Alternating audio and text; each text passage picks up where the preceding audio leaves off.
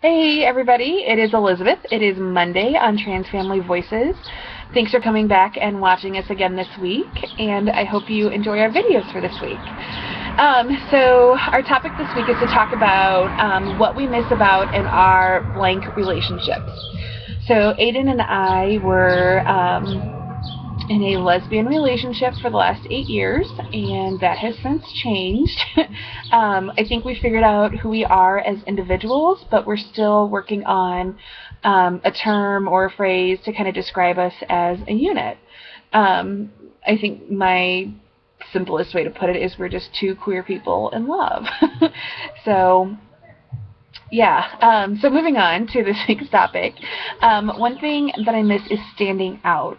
My entire life I felt like I have been a little different, a little outside of the box. Definitely not the norm. And being in a lesbian identified relationship felt completely normal to me. and I knew I would stand out, whether it's at family functions or with groups of friends. We were usually the token lesbians. But that's no longer. So that's certainly something I miss, is just kind of breaking the rules a little bit in that aspect. Another thing that I miss, and it's kind of silly, is just being able to say that our niece and nephew has two aunties. In my family, we say aunt or uncle before the person's name, and in Aiden's family, they just use the person's first name. So it's not as difficult, I don't think, for Aiden's niece, or Aiden's brother and sister-in-law to say, "Oh, Aiden's coming over," but in my family, we just say like Aunt Lizzie and Aiden. So we're trying to find the right word to put before Aiden's name. I don't know that uncle is really appropriate yet. I don't think our nephew would even care or bat an eye at that. Quite honestly, he uses male pronouns very easily when referring to Aiden. So I don't know. We're still working on that, but I don't know. I want him to grow up and have the coolest aunties ever. But aunties were no longer. Another thing I miss, and it's kind of silly. It's actually really silly, and I'm probably going to regret even saying this. But I miss going to public restrooms together. Like Aiden would have me go to public restrooms with him. Out of necessity, out of safety reason, or for safety reasons. He wasn't at the point where he was using men's restrooms, and to go into a women's restroom when you look very male is kind of scary. So I was always that backup person to kind of make sure he was okay and nobody's messing with my Aiden. So that is something I certainly miss.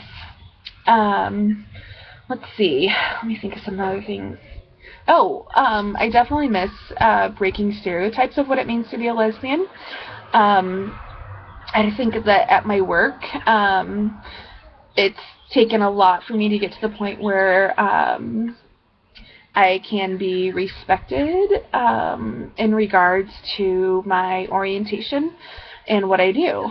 I work at a small Catholic hospital, and to say that I am a lesbian charge nurse. It's not how I introduce myself to patients, but I don't know. It kind of breaks the stereotype of what a lesbian is.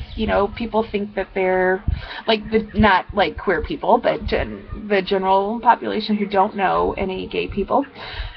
I don't know. I feel like they kind of think we're all perverted and bad, but we're not. We're professional. We're good peeps. And so something else that I miss that really hits home is we got married last November, and I was really, really proud to say that I have a wife. Really proud. And I can't say that anymore. And I don't say it because Aiden asked me not to refer to him as my wife. In fact, that he said that I can say whatever I want as long as I'm comfortable. But for me, and me only, I felt like it was disrespectful to have a partner that's transitioning and leaving all those female pronouns and female references behind, I felt like I owed him more respect than that to say that I have a wife. So, yeah, I was really, really proud to say I have a wife, and I can't say that anymore. I have a hard time saying that I have a husband, so that's something I'm still working on. But there's something a lot of people don't know about me. I wear 2 sets of wedding rings. We had a commitment ceremony in May of 2009, and so I put those rings on my right hand. And when we got married in Iowa last year, I have this one on my left hand. And it just kind of like reminds me of what I had before and how happy I was with our relationship before.